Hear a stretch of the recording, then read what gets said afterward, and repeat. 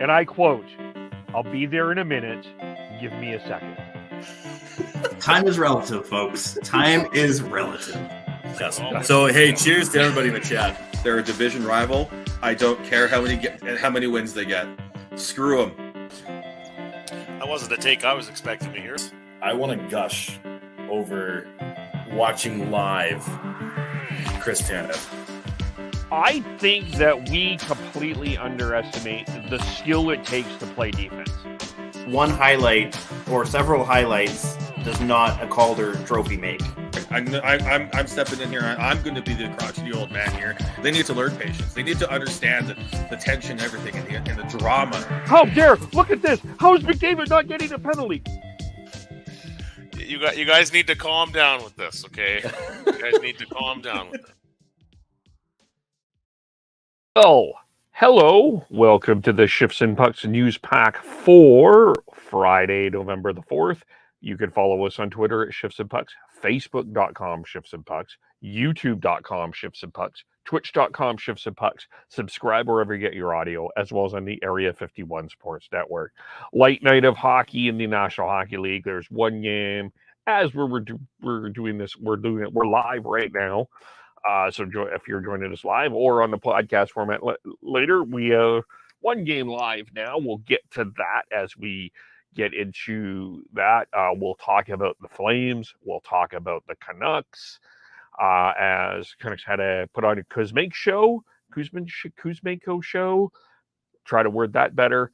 And the Flames did the line jiggle has caused a juggle in Flames land, and the shine of Daryl Sutter seems to be going down a little bit. We'll get to that. All of that in a moment here as well. But I wanted to start with the news of the day today. And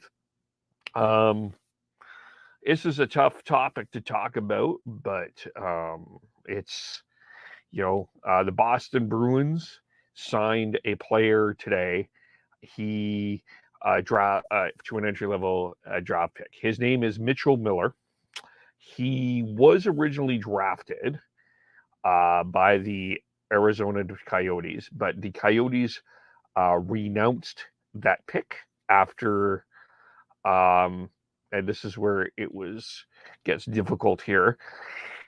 He was charged with assault and a violation of the Ohio Safe School Acts in February of 2016 after he and another student admitted to bullying Isaiah Meyer Crothers, who was a black classmate with a learning disability. There was a number of things that happened. I won't describe that to you. I will Google all of that for yourself. So at 2016, Miller is down 20. He was 14.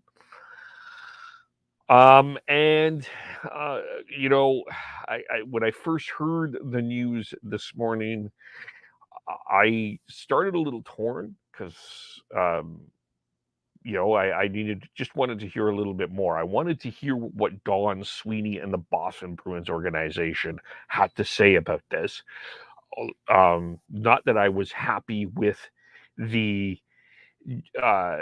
necessarily happy that the Bruins were doing this. I think that this is obviously a very uncomfortable situation, but I wanted to get the full context. What are the Bruins thinking here? I'd like to hear that. Well, this was not Don Sweeney's finest hour of press conference. And, we expect some things here. And then there's other things to get into here about his subsequent apparent apology. So let's maybe take this back, because the Bruins did write a statement on this here. So let's maybe start there. The team issued a statement on the signing before Don Sweeney went to the press conference. Or sorry, where it was Miller's statement. I'll just read it. When I was in 8th grade, I made an extremely poor decision and acted very immaturely. I bullied one of my classmates. I deeply regret the incident and have apologized to the individual. We'll get to that in a moment. Since the incident, I've become to better understand the far-reaching consequences of my actions that I failed to recognize and understand nearly 7 years ago. I strive to be a better person and positively contribute to society. As a member of the Bruins organization, I will continue to participate in community programs to both educate myself and share my mistakes with others to show what a negative impact those actions can have on others.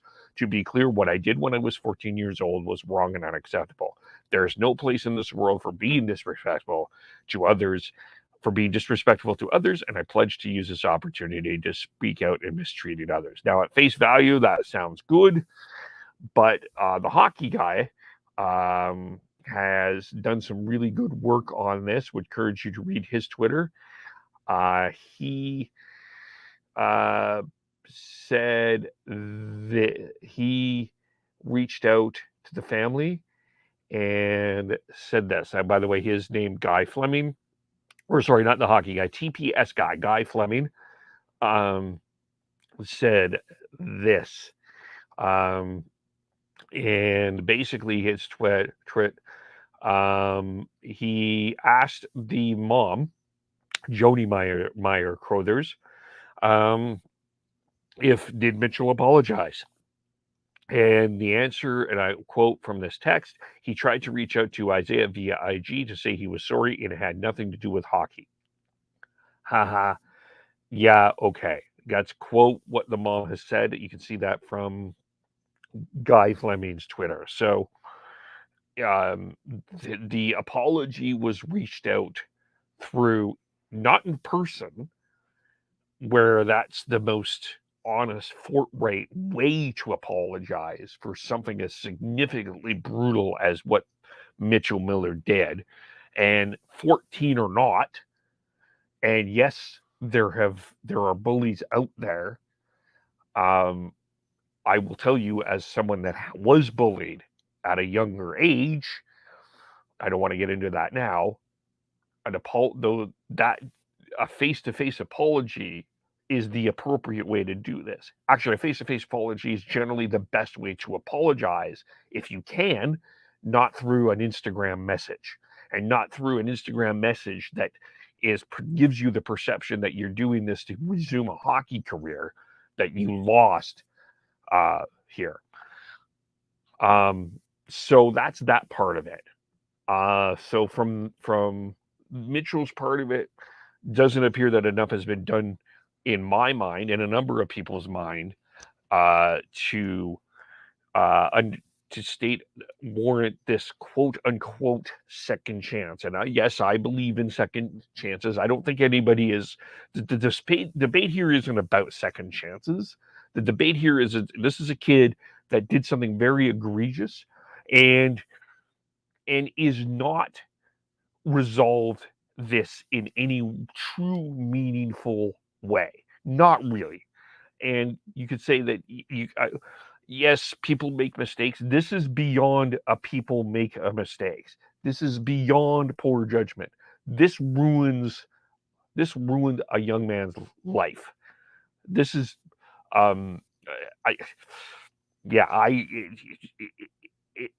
this is bad. And it's not, if he was contrite and there was steps of seeing that he's done some meaningful action even in the community, if it's a face-to-face apology, I don't know if I would be super excited that he got the opportunity, but I think I would understand, okay, let's see what's going on. But that hasn't happened. And then from the team organization here, that you would think that a player like Mitchell Miller in any situation like this, that there would have been some due diligence done on this. No. And this is where Don Sweeney deserves a ton of heat, and the Bruins organization deserves a ton of heat. This is what he said today in the press conference. I'm not going to downplay.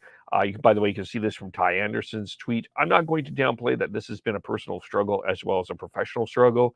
They did not reach, this is from Ty Anderson, they did not reach out to the victim's family during the vetting process. That is unbelievably shocking to me that you would not do that.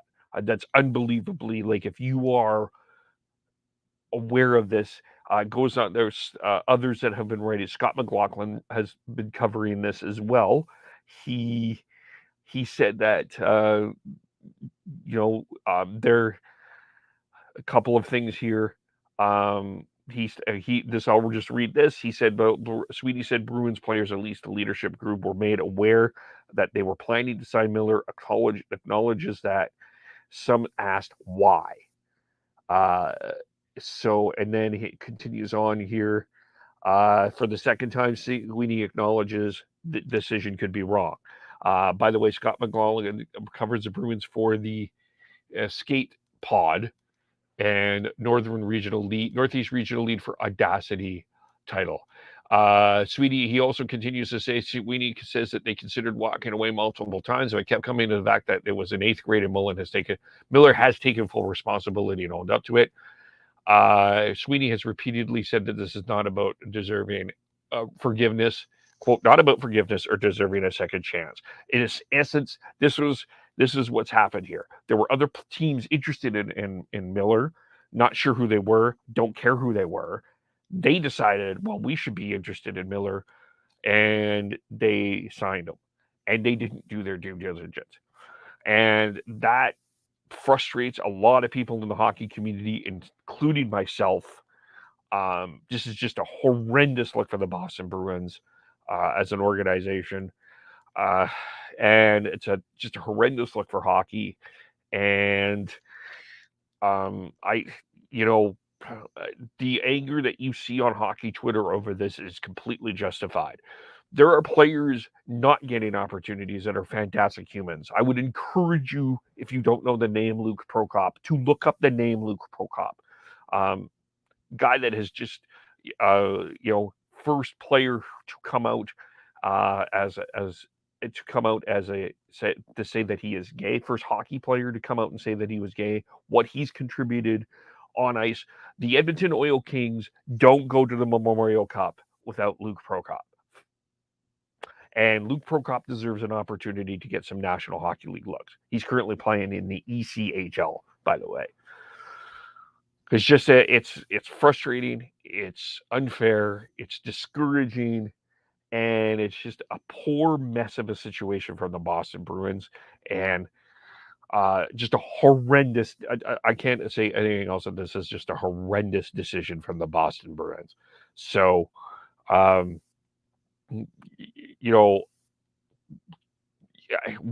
I want to leave my opinion out of some of this. In some ways, I struggle with that, but I can't be nothing but angry with this decision on so many levels of how this situation was handled. Poorly handled by the Bruins. A young man that has not taken the appropriate steps to meaningfully seek forgiveness. And I thought someone in a private chat said it well. If the family was willing to forgive, then I think that this is something we're more than going on to. But the family hasn't received an appropriate apology. Can't blame them. Can't blame them at all. So that is what's going on there. Let's get to the games from last night. We'll kind of take just a 10-second breath here.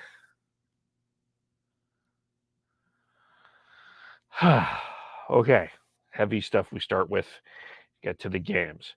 We'll go backwards. And we'll start with what happened late. Kevin Bieksa, special night for him and Cole, retires, signs his one-day contract, gets on the ice yesterday for the Canucks, does the morning skate, does an impassioned speech that was on Vancouver Canucks Twitter. Just an engaging guy. I think that's all been well known. He was a fan favorite in Vancouver during his time here. He was not a fan favorite in other places. I could tell you, I was living in Calgary at the time. Flames fans hated Kevin Bieksa.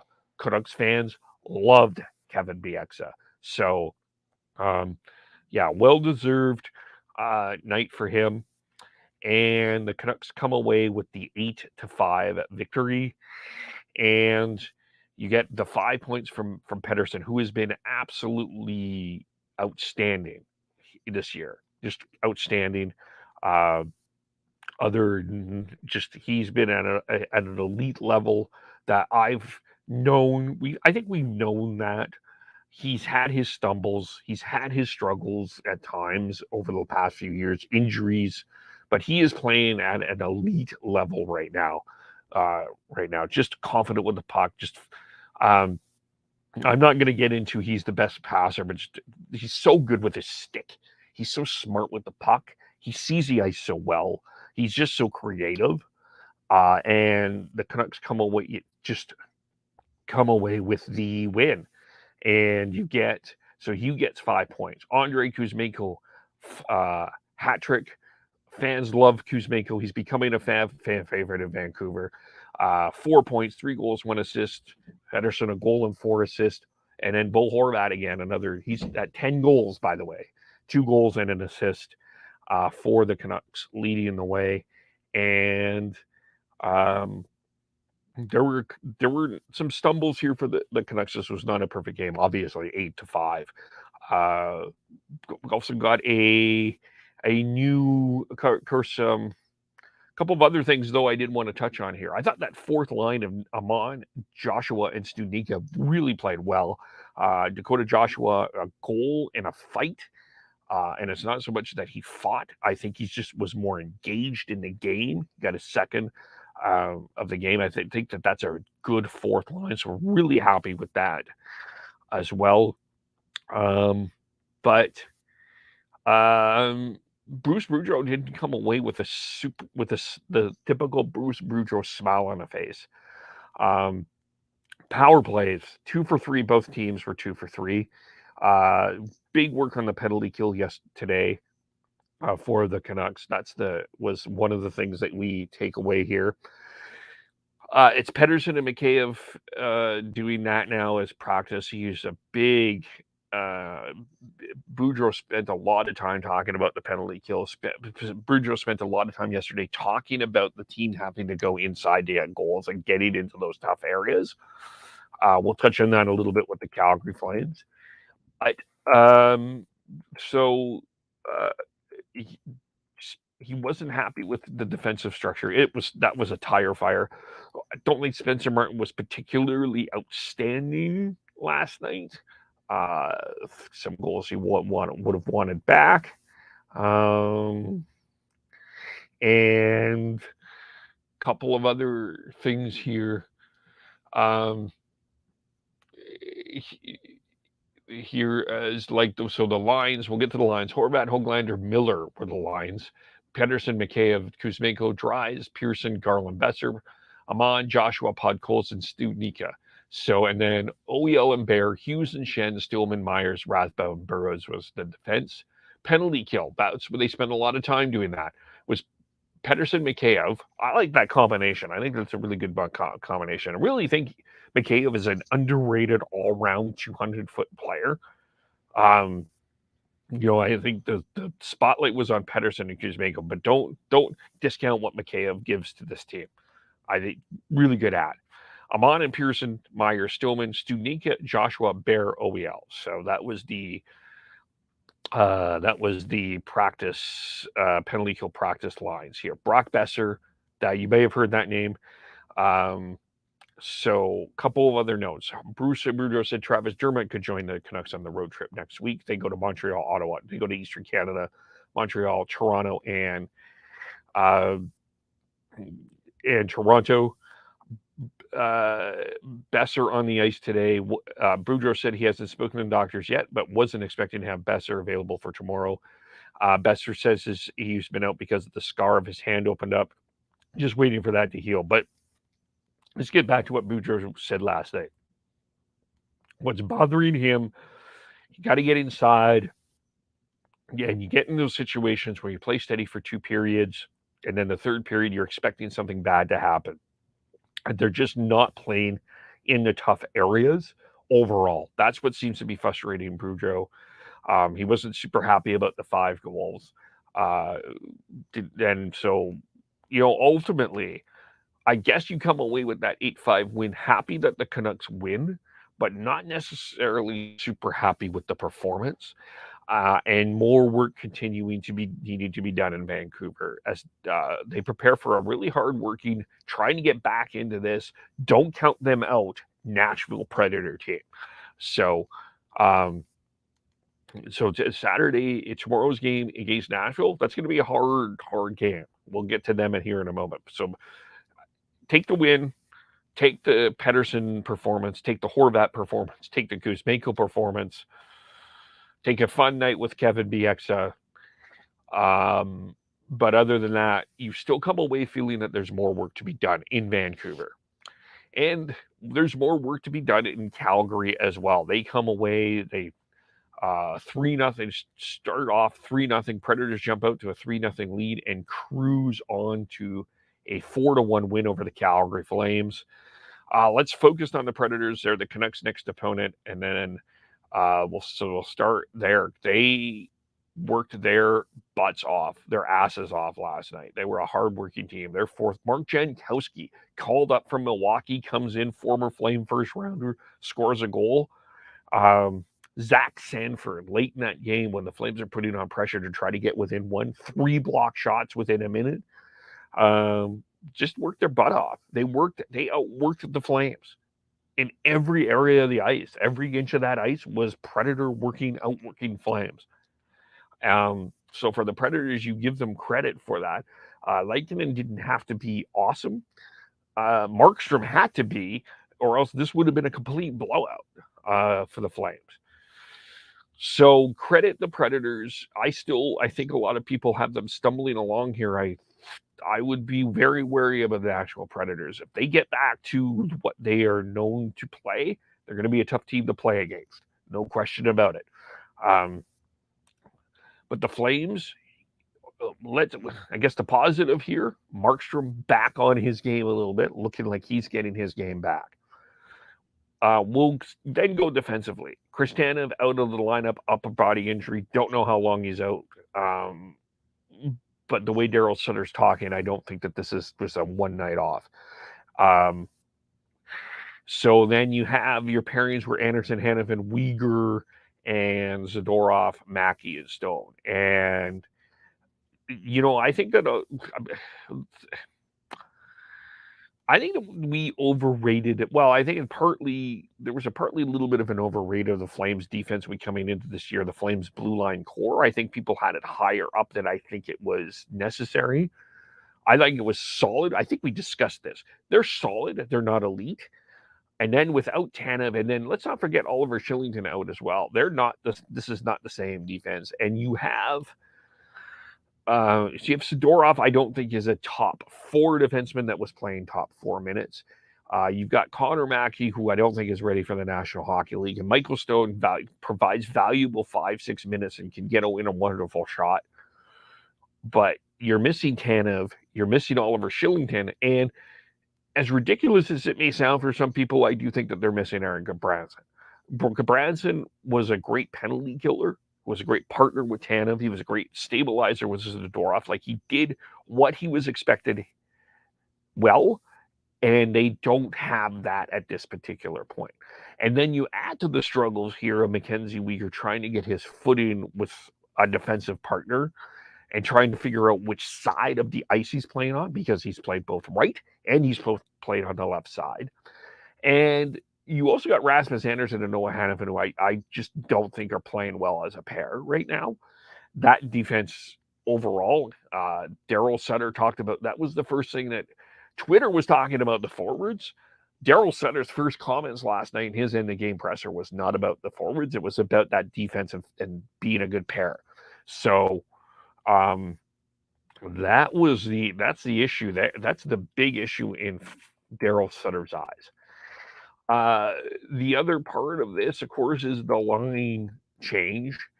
And so looking at what is happened here, don't think there was a practice today for the Flames. But you had the Kadri, Huberdeau, Mangiapane, Lindholm, Lucic, Toffoli. Back to the same lines against Seattle, except for Kevin Rooney in, Adam Ruzicka out. So you had Backlund and Coleman, Dubé, and then Rooney between Lewis and Ritchie. Let's start with Lucic. He seems to be the controversial topic in, as I take my coffee here, in Calgary so far. Is this an ideal situation that put Lucic in a perceived top 6 role? No. Did he work his butt off last night? Yes. Is he doing? I think he's doing what he's asked to do, which is simply create room for Lindholm and Toffoli to do his thing, to do their things. They need to do their things. I did not think Kadri, Lindholm, Huberdeau, Mangiapane had a very good game. Even Toffoli, I did not think the forward group had a really good game at all. Mangiapane had no shots on goal. Everyone is throwing Lucic under the bus. You have all the analytics drawing the graphs about Milan Lucic. Fine. Have some conversation about Andre Mangiapane because he did not have a good game last night. No shots on goal. That Kadri, Huberdeau, Mangiapane pair group is not working either. So the chemistry there isn't working. And Mangiapane 2 goals, and Mangiapane hasn't scored in his last 5 games. As a matter of fact, he only has 1 assist in his last 5 games. As a matter of fact, where you put in the ice plus minus here, he was -2 against Carolina, +1 Pittsburgh, even Edmonton, Seattle -1 last night. He had 3 shots a goal against Seattle, 1 against Edmonton, 2 against Pittsburgh, 1 against Carolina. So he hasn't played very well at all for a while here. I think more should be expected from a guy that you gave a pretty big contract to in Andre Mangiapane. So to me, that's an interesting question there as well. Lindholm has had his struggles. People have talked about Huberdeau. He's still trying to get his foot in. All that being said, so I guess a couple things come away for me on the Flames.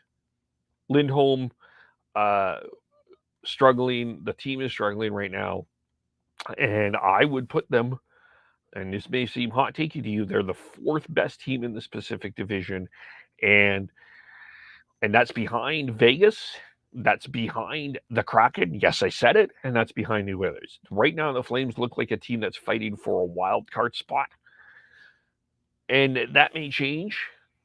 But the struggle, the good part about this is this team can grow their way into getting themselves better. Not worried so much about a 5-4 start. To be honest with you, I expected this team to have a slow start. You've got all these new players coming in. You've got a kind of a new culture. Not surprised, even though you're starting at home, getting this chemistry together. I'm concerned about Huberdeau, but I'm convinced he will get that together because he's just too good of a hockey player not to. I'm concerned about Lindholm, but he's too good of a hockey player and was in a Selke Trophy conversation last year to not say that he's not going to get back. But they need to add something. They definitely need another defenseman. Even with Tanev and Shillington eventually returning, I do think they still need another defenseman. This blue line is not as good as Flames fans have been led to believe. It's solid. It is not elite. I'm sorry. It is not an elite blue line.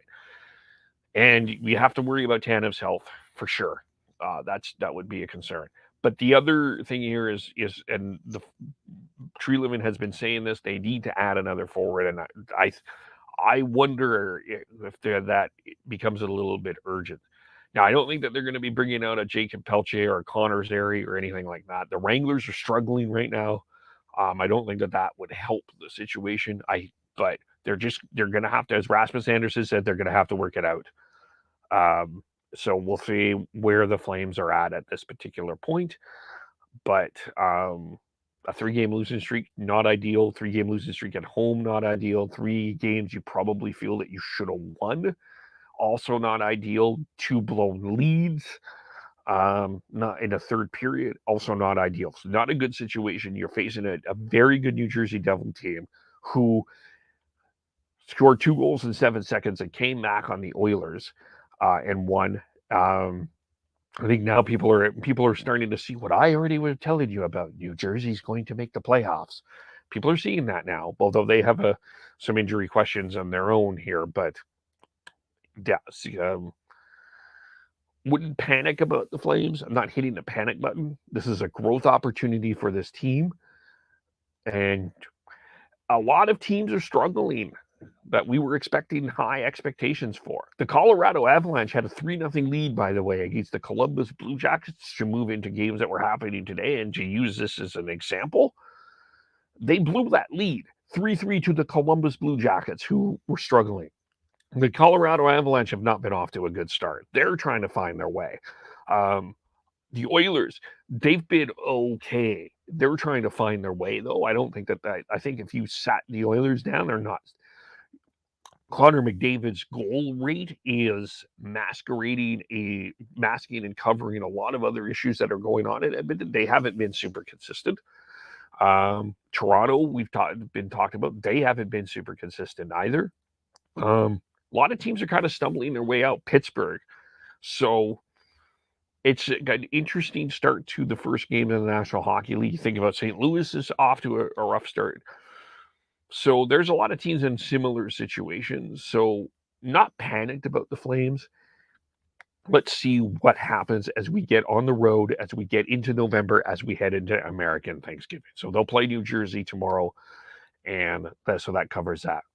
Yeah, to get into the games today, we've got one game right now here as Colorado, as mentioned, we're playing the Columbus Blue Jackets. The Colorado is back in the lead with late in the third, 5-3, and so getting themselves back in. I thought both goalies watching that game were looking pretty good, Gorgiev and Merzlikins.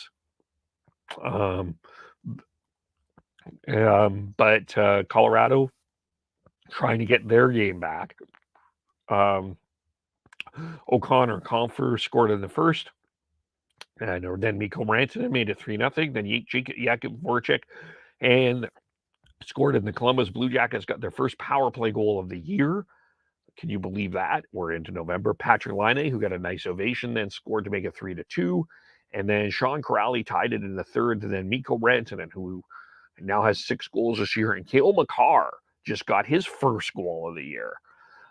So Colorado up here late, 5-3, against the Columbus Blue Jackets. The Carolina Hurricanes, who I almost said are in action tonight, they are going to play the Buffalo Sabres at home. And looking at Carolina here, they got a good night from Sebastian Aho again last night. Looking at the stands, we pull the standings up here. Looking at the standings here, of course, Buffalo off to a really good start. Carolina in the Cup contender conversation there. Carolina 7-2-1, 1 point behind New Jersey in the Metropolitan Division. The Sabres come in 7-3, 6 points behind Boston. 14 points second in the Atlantic. They've won 3 in a row, by the way. Carolina has also won 3 in a row, so that a winning streak will continue and a winning streak will end tonight. That should be a good game, Buffalo, Carolina. And so that is what's going on in terms of the games. In terms of other things going on, the Ottawa Senators have started the process of selling a team with the condition of the fact that they are going to stay in Ottawa. So that's been talked about this week. The chairman and Governor Sheldon Piener said they've been the Galatio Sports Partners have been retained as financial advisors, and a process has been initiated for the sale of the Ottawa Senators Hockey Club. This was a necessary and prudent step to connect with those deeply interested parties who can show us what the vision is for the future of the team. So Ottawa up for sale here. Of course, with the passing of Eugene Melnyk on March 28th, his daughters Anna and Olivia have been a part of a group overseeing the team. So see what happens there. They play the Flyers on Saturday. They have lost 4 in a row. You want to talk about another coach that might be on the hot seat? A lot of talk, heat on one coach in the Big Smoke. What about DJ Smith? I think higher expectations were given of the Ottawa Senators this year coming in. A 4-game losing streak probably isn't going to help, but they're getting Cam Talbot back to start Saturday. He will make his debut. That can help. We'll see what happens there in Ottawa. Some of the other things going on here, we've got in terms of injuries. Talked about this with the Devils. Mackenzie Blackwood didn't practice. He sustained an injury last night. He and was replaced by Vitek Vanacek in the second period against the Oilers. So we'll see what happens with him. How long he's out. We talked about Talbot as well, and for the Leafs, Tibbetts could get some help back here. Timothy Liljegren could make his debut against the Bruins on Saturday. He had hernia surgery. He was expected to be out 6 weeks. Skated with Morgan Riley at practice today. Said his body feels good. Excited to be back. So we could see him tomorrow against the Bruins. And in St. Louis, who they're also stumbling along here, aren't they? They could get Brandon Saad back against the Bruins on Monday. He practiced first full practice after sustaining an upper body injury against the Oilers on the 22nd. And Jeremy Swayman for the Bruins, week to week with a lower body injury. Derek Forbort, former Flame, out 4 to 6 weeks after having finger surgery as well. So some of those injuries that are going on in the National Hockey League. Just a quick look at the AHL and WHL here. Sorry, went a little longer than we expected today, but lots to talk about. Hope you're enjoying this. Late in the third, we've got the Wranglers ahead of Tucson 2-1.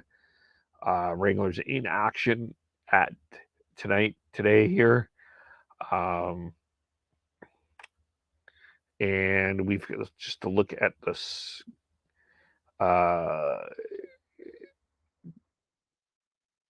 goals here. We had Ben Jones score on the power play from Zahorna and Nick DeSimone. And then Jones scored twice from Emilio Peterson and Jan Jenik scoring for Tucson as we're in the third there.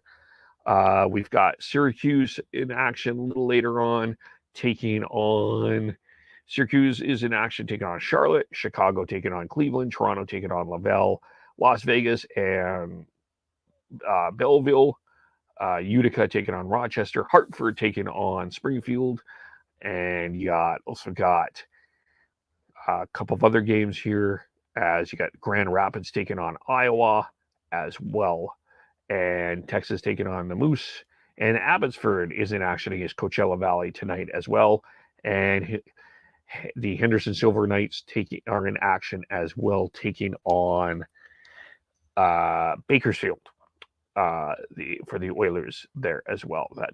And Milwaukee and San Diego wraps up your AHL, WHL tonight. Busy night as always. Do want to get into OHL games here soon. We haven't had a chance to do that yet. We've got Tri-Cities continuing out east against Brandon. You got the Hitmen hosting the Medicine Hat Tigers. You've got the Victoria Royals taking on the Edmonton Oil Kings. Giants taking on the Hurricanes. You've got Moose Jaw taking on Prince Albert. That should be a good game. You got Saskatoon hosting Everett. You've got Red Deer Rebels taking on the Swift Current Broncos. Rebels have were 13-0 to start the year. You have the Thunderbirds taking on Portland. That should also be a good game. And you've also got Prince George taking on Spokane. So that will be the news for today. You can follow us all individually on Twitter. Just working out our schedule to see when we will be back. Sorry about yesterday. Quite frankly, just needed a nap. Had a long day. But you can follow us all individually on Twitter. And we'll have some guests on these as well for these live hits as well. I'll have an update for you on what the schedule going forward on Monday when we're back. Sean Beardy, Canucks 03, Tyler TNOBLE, Christian Schneids, SCHNEIDZ, Devin Gordhow 09, INKEVULE, Shifts and Pucks, Facebook, YouTube, Twitter, Twitch. Subscribe wherever you get your audio, as well as on the Area 51 Sports Network. Thank you for watching. Thank you for listening. Also, give Fireside Chat a follow, as well as they'll be recording their episode on Sunday, Talking Flames. That's out on Monday. And we'll talk to you all very soon. Bye for now.